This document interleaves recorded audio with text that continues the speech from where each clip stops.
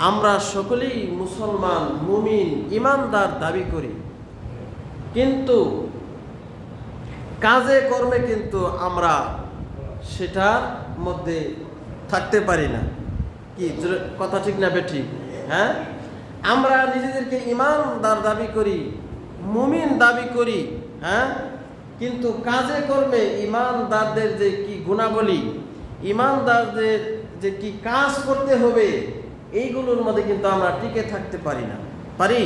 হ্যাঁ, এই যে বিড়ি, সিগারেট, তামাক, জর্দা, গুল, হ্যাঁ, আরো যত রকমের নেশাদার দ্রব্য আছে না, এইগুলো থেকে বিরত থাকতে হবে, এগুলো খাওয়া থেকে বিরত থাকতে হবে, পান করা থেকে বিরত থাকতে হবে। কিন্তু আমরা কি পারি বলেন?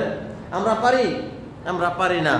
আমরা বিড়ি, তামাক, জর্দা, গুল, সিগারেট, নেশাদার দ্রব্য, সুদ, ঘুষ, যত রকমের অন্যায় কাজ রয়েছে, এই অন্যায় কাজগুলো আমাদের দ্বারা বেশি হচ্ছে, ঠিক না?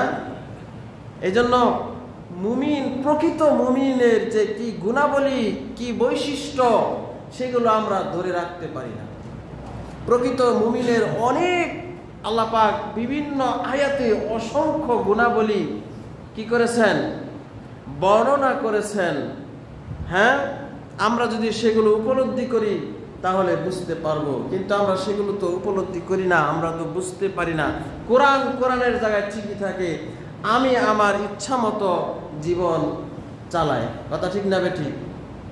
এই জন্য ভাইরা আমার, প্রকৃত ইমানদার, প্রকৃত মুমিন আমার হতে হবে। কারণ নবী রাসূলদের সাহাবীরা তারা কি করেছিলেন? তারা খাঁটি ইমানদার ছিলেন। তারা কোরআন এবং হাদিস থেকে নবী রাসূলরা যা বলেছে তারা সেগুলো পুঙ্খানুপুঙ্খানুভাবে পালন করার চেষ্টা করেছে। আমাদেরকেও হ্যাঁ পালন করতে হবে, যেহেতু তারা বিশ্ব নবী রাসূলদের আল্লাহর পক্ষ থেকে দেওয়া বাণী তারা পুঙ্খানুপুঙ্খানুভাবে পালন করতে পারছে বিদায় আল্লাহ পাক অসংখ্য সাহাবী, মহিলা সাহাবী এবং পুরুষ সাহাবী তাদেরকে দুনিয়াতে থাকা অবস্থায় জান্নাতের সার্টিফিকেট দিয়েছেন। বলেন সুবহান।